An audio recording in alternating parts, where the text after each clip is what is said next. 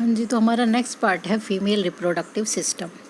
अब female reproductive system में तो मेन पार्ट होते हैं आपके ovary, fallopian tube, uterus, cervix और वेजाइना। ठीक है, ये डायग्राम है पर मैं दूसरे डायग्राम से समझाऊंगी। तो जो मेन पार्ट होता है ये आपका ओवरी होता है। इनको हम प्राइमरी सेक्स ऑर्गन भी बोलते हैं, क्योंकि ये प्राइमरी का मतलब होता है जन्म से ही बच्चे में होते हैं। इसी से पहचान होती है कि भाई ये लड़की है। ठीक है, उसके बाद ये पेयर में होती हैं, यानी कि दो होती हैं, एक इधर और एक इधर। ये आपकी ओवरी है 1, 2 पिंक कलर में।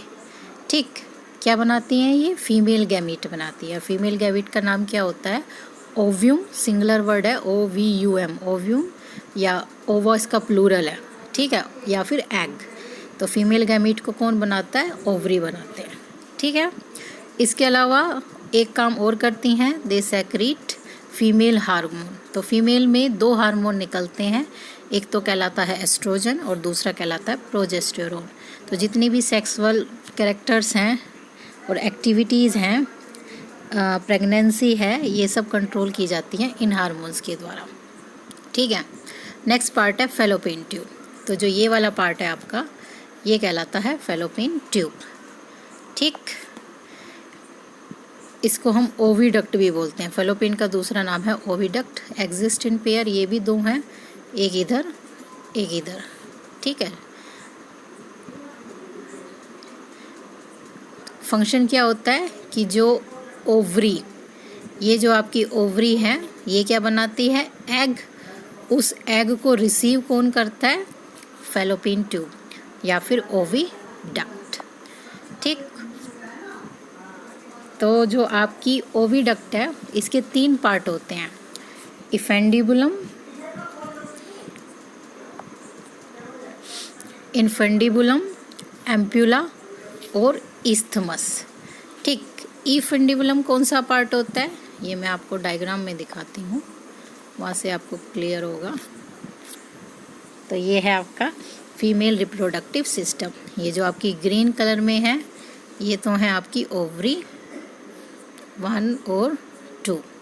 ठीक है, और जो ये यहाँ से लेकर यहाँ तक का ये सारा पार्ट है, ये आपका कहलाता है फैलोपियन ट्यूब या फिर ओविडक्ट। ठीक, तो इसको 3 पार्ट में डिवाइड कर दिया, किसको? फैलोपियन ट्यूब को। जो इसका ये वाला पार्ट है, ठीक, ये कुछ इस प्रकार से होता है। इसको हम बोलते हैं इफुंडिबुलम। क्या कहलाता है ये? इफुंडिबुलम। जो ये बीच वाला पार्ट है, ये आपका कहलाता है एम्प्यूला। क्या कहलाता है? एम्प्यूला, बीच का पार्ट। और जो ये सबसे लास्ट वाला पार्ट है, ठीक है, ये आपका कहलाता है इस्थमस। इस्थमस। ठीक है, तो फैलोपियन ट्यूब के 3 पार्ट हो गए, इफुंडिबुलम, एम्प्यूला और इस्थमस। जो इफुंडिबुलम होता है, इसमें ये इस तरीके से फिंगर लाइक प्रोजेक्शन होते हैं, लास्ट में ये दिख रहे हैं आपको, फिंगर लाइक प्रोजेक्शन। ये किस लिए होते हैं? क्योंकि जो ओवरी है, इसका फंक्शन क्या है? एग बनाना। उस एग को कैच कौन करता है? ये इफुंडिबुलम पार्ट करता है ओविडक्ट का। ठीक है, उसके बाद जो नेक्स्ट पार्ट है वो आपका होता है यूटेरस। जो ये वाला पार्ट है, ये आपका कहलाता है यूटेरस। ठीक, और इसको हम वोम भी बोलते हैं, यानी कि गर्भाशय। ठीक, तो जो बच्चे की जो ग्रोथ होती है पूरे 9 महीने, वो यूटेरस पार्ट में ही होती है। ठीक है, जो फर्टिलाइजेशन है वो आपका एम्प्यूला रीजन में होता है। यहाँ से फर्टिलाइज्ड होके जो जायगोट है, फिर यहाँ तक आता है ट्रैवल करके। आने के बाद यहाँ पे वो इम्प्लांट करता है अपने आप को, और फिर 9 महीने तक इसमें ग्रोथ होती है। ठीक है, तो ये होता है आपका यूटेरस। ठीक, इसके बाद नेक्स्ट पार्ट आपका जो ये है, ये जो ओपनिंग है ये वाली, ये कहलाती है सर्विक्स।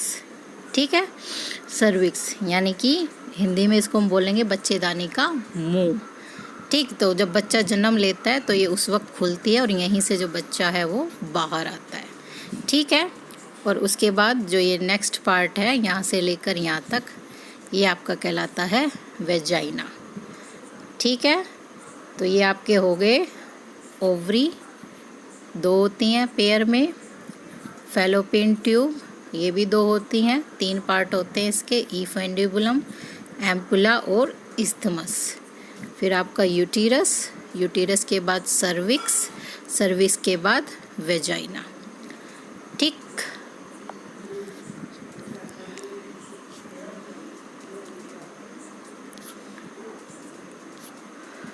हाँ जी, तो इफेंडिबुलम हो गया आपका ये पियर शेप फैलोपियन ट्यूब है, located closer to the ovary, ovary के सबसे ज़्यादा क्लोज यही होता है। It possess finger like projection, जिनको हम फिम्बरी बोलते हैं, यानी कि उसमें जो ये फिंगर लाइक प्रोजेक्शन है इनको हम क्या नाम देते हैं, फिम्बरी,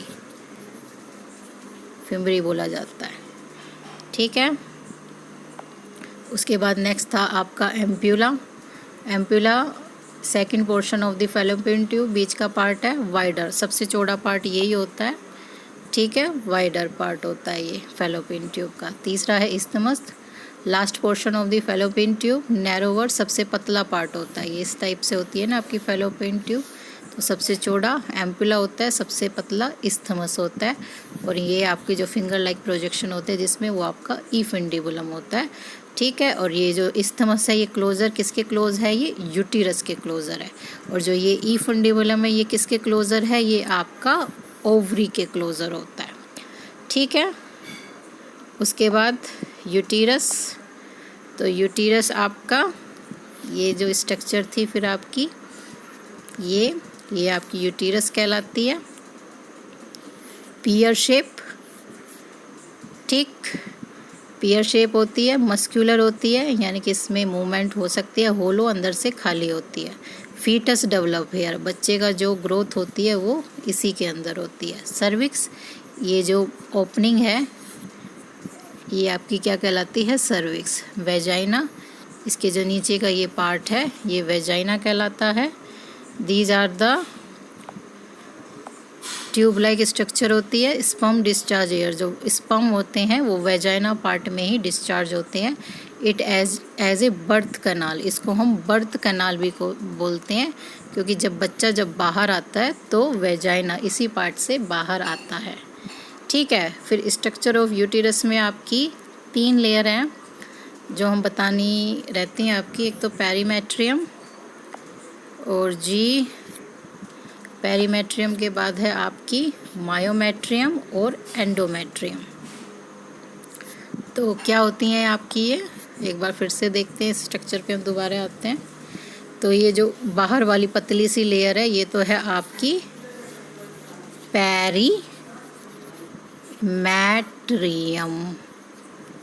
ठीक है, थिन लेयर होती है और connective tissue, loose connective tissue की बनी होती है। फिर ये जो बीच वाली आपको दिख रही है ये आपकी कहलाती है मायोमेट्रियम। ठीक है, और फिर अंदर जो ये रेड कलर में है, ठीक, ये आपकी कहलाती है एंडो। एंडो का मतलब होता है सबसे अंदर वाली, मायो का मतलब होता है बीच वाली। ठीक है, तो ये सबसे अंदर की तरफ है, तो ये आपकी कहलाती है एंडोमेट्रियम। ठीक, तो इसके 2 पार्ट होते हैं आपके एंडोमेट्रियम के। एक तो कहलाता है फंक्शनल एंडोमेट्रियम, और दूसरा कहलाता है बेसल एंडोमेट्रियम।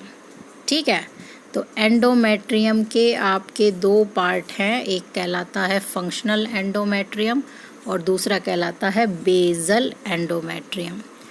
तो ये कैसे काम करती है आपकी, ये जैसे बेसल एंडोमेट्रियम है और इसके ऊपर आपकी ये फंक्शनल एंडोमेट्रियम है। ठीक है, तो ये जो फंक्शनल एंडोमेट्रियम है ये हर महीने बनती है और टूटती है। ठीक, तो बेसल मेट्रियम रह जाती है और ये जो आपकी फंक्शनल एंडोमेट्रियम ये टूट के सारी बाहर निकल जाती है। इसी को हम मेंस्ट्रुएशन साइकिल बोलते हैं। ठीक है, क्यों बनती है ये इसलिए बनती है कि अगर फर्टिलाइजेशन होता है, फर्टिलाइजेशन मतलब मेल और फीमेल गैमीट का फ्यूज़न अगर होता है तो वो फ्यूज़न यहाँ पे होता है, तो जायगोट आके इस एंडोमेट्रियम में ही धंसता है। धंसने के बाद उसकी ग्रोथ स्टार्ट होती है आगे 9 महीने के लिए। इस चीज़ को हम इम्प्लांटेशन बोलते हैं, ठीक है। तो ये अपनी ऐसी की ऐसी रहती है, ठीक है, फंक्शनल एंडोमेट्रियम बनी रहती है। लेकिन अगर ये नहीं होता, क्या नहीं होता, यानी कि फर्टिलाइजेशन अगर नहीं होता है, तो उस केस में क्या होता है, उसमें ये टूट के ब्लड के रूप में यहाँ से बाहर निकलती है, और इस चीज़ को हम क्या बोलते हैं, मेंस्ट्रुएशन साइकिल, ठीक है। तो ये साइकिल हर महीने बाद रिपीट होती है। फिर एक एग निकलेगा, फिर वो यहाँ पे पहुँचेगा, वेट करेगा फर्टिलाइजेशन के लिए। अगर फर्टिलाइजेशन होगा तो इम्प्लांटेशन होगा, अगर फर्टिलाइजेशन नहीं होता है तो फिर से ये टूट के बाहर निकलती है। तो इस तरीके से ये क्या है, एक साइक्लिक प्रोसेस है। तो आपका टॉपिक आज यहीं ख़त्म होता है।